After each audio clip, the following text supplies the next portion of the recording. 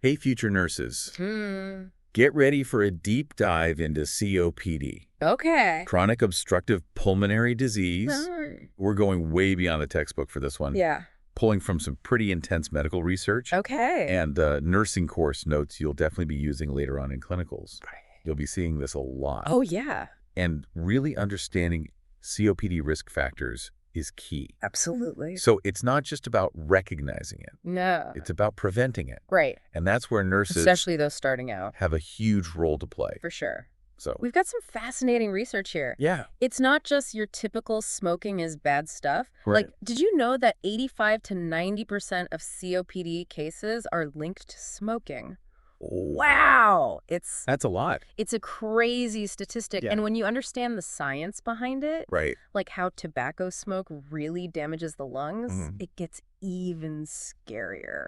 We're Yeah. talking chronic inflammation. Chronic inflammation, destruction of the alveolar walls, Ugh. and like impaired mucus clearance. Exactly. So it's like, Imagine this. yeah. Your patient's airways are constantly irritated. Oh, wow. Those tiny air sacs that are responsible for oxygen exchange, Yeah.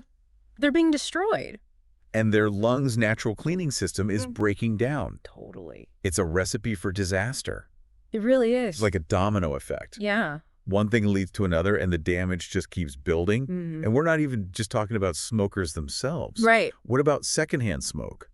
Oh. That's got to be a factor. It's a huge public health concern. Yes. Especially for children. Oh, right. Their lungs are still developing. Makes sense. And that makes them super vulnerable to the damage from tobacco smoke. Think about that when you're talking to families. Exactly. That's a good point. It's not always just about the patient in front of you. Right. It's about the whole family. Okay. So we've covered the smoking aspect. Pretty thoroughly, I think. Yeah, but what about other environmental factors?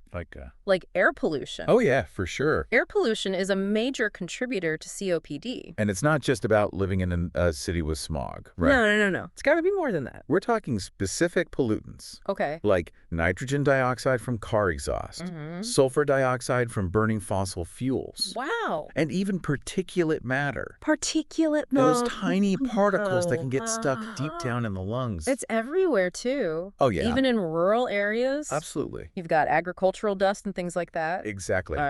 What's interesting is the research is also pointing to the dangers of indoor air pollution.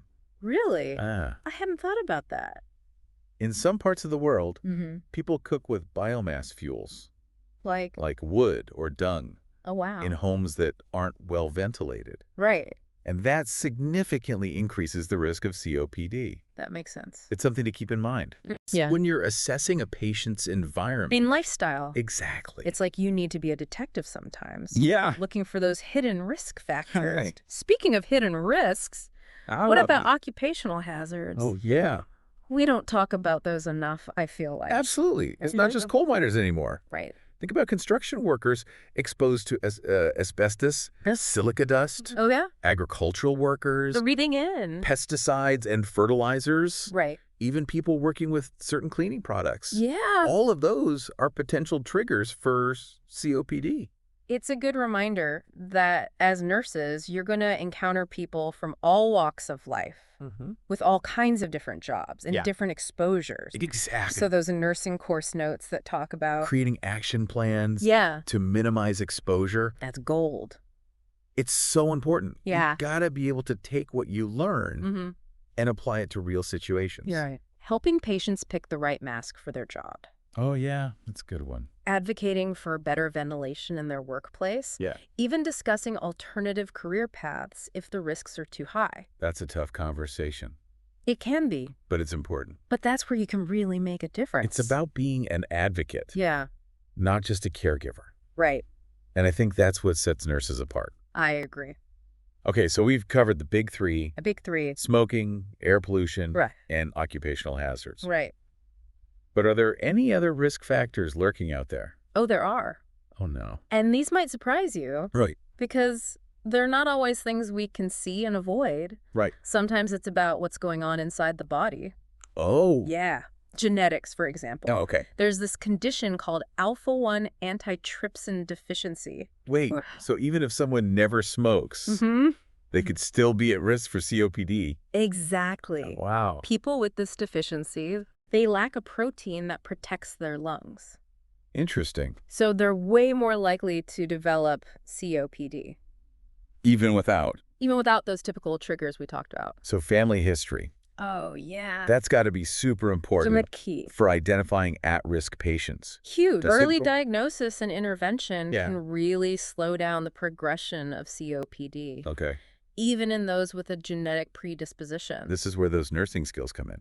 Oh, absolutely. Asking the right questions, digging deeper into family history. It can make all the difference. So it's not just genetics. Right. What about just like the natural aging process? As we age, Yeah. our lungs naturally lose some elasticity. Makes sense. They become more vulnerable to damage. So it's like a double whammy. It is. Aging lungs plus exposure to all these environmental factors. Exact. We've got to be looking at the whole picture That's right. when we're assessing a patient's risk for COPD. You're not just looking at their smoking history or their job. It's more than that. You're considering genetics. Okay. Overall health. It's about a holistic approach. This is a lot. It It's is. like a complex web of risk factors. Yeah. Some we can control, some we can't. Okay. It's kind of overwhelming. It can be. Yeah. But remember, Yeah. as nurses, Mm-hmm. you're not just there to diagnose and treat. Right. You're there to educate Okay. and empower your patients. That's what I love about nursing. Mm-hmm. It's not just about medicine. Yeah. It's about people. Exactly. And with COPD, Yeah. there's a lot we can do There is. to help people Yeah. make positive changes Absolutely. to reduce their risk. Right. Okay, so let's talk interventions. Interventions. Where do we even begin? Well, Yeah. let's start with the most obvious Yeah. smoking cessation. Right. Nurses, Yeah. they're in a unique position I can see that. to counsel patients on quitting smoking. They see them all the time. Exactly. You're with them. You you build that rapport, Mm-hmm. you can really influence their choices.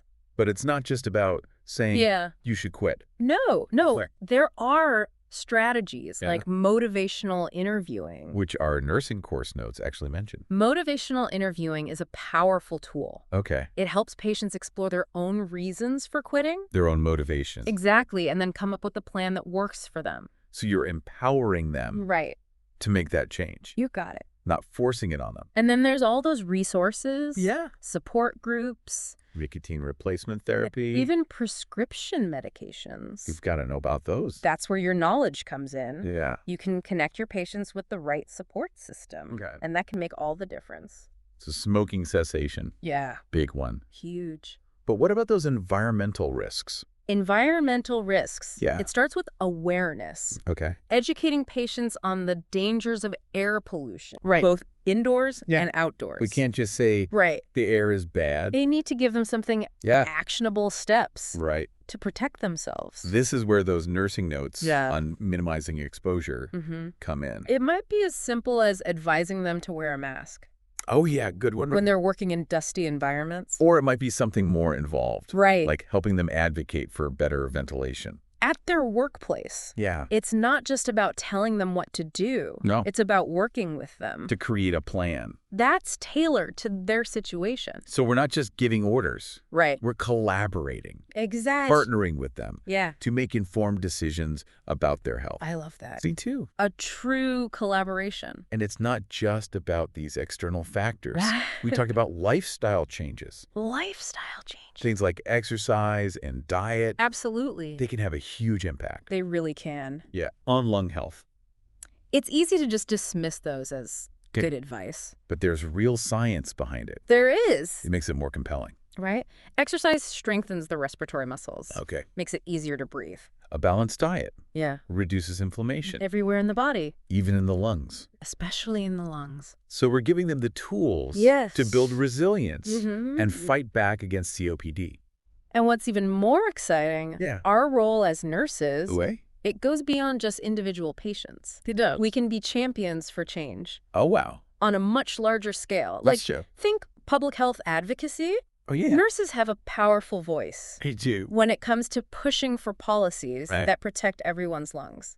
It's like we have this dual role, It is a dual role. caring for individual patients, Right. but also advocating for these bigger changes that can impact whole communities. Exactly. We can advocate for cleaner air policies, Yeah. stricter workplace regulations, Absolutely. increased funding for research. Really important thing. Future nurses listening to this, Yeah.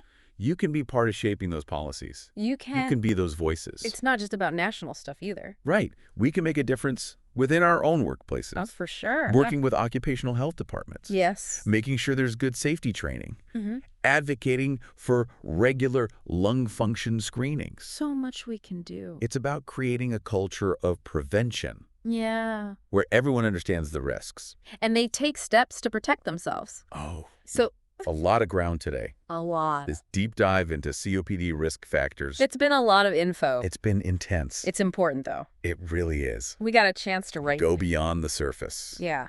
Look at all the Because complex factors. that play into this disease. So let's recap a little bit. Okay. We started with the big three. The big three: Air pollution. air pollution, occupational hazards. We talked about the science Yeah, how those actually damage the lungs. leading to COPD. Then we went into those kind of overlooked risk factors. Genetics. Aging. Aging. And that whole picture That's approach. holistic approach. That's so important. And then we talked about all those practical strategies what nurses can actually do. that nurses can use to make a difference. Smoking cessation counseling. Public health policies. It's about empowering yourself Uh-huh. with knowledge right. and then using that knowledge To empower our patients. and communities. I want to leave you with a question, Okay. something to think about. Yeah.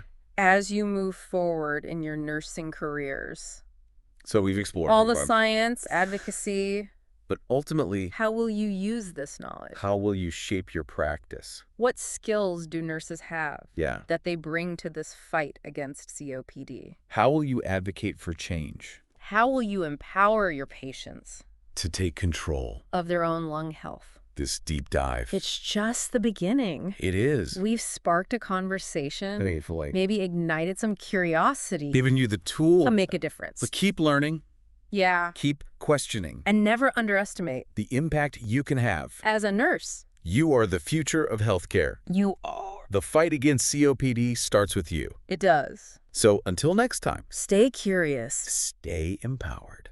We'll see you then.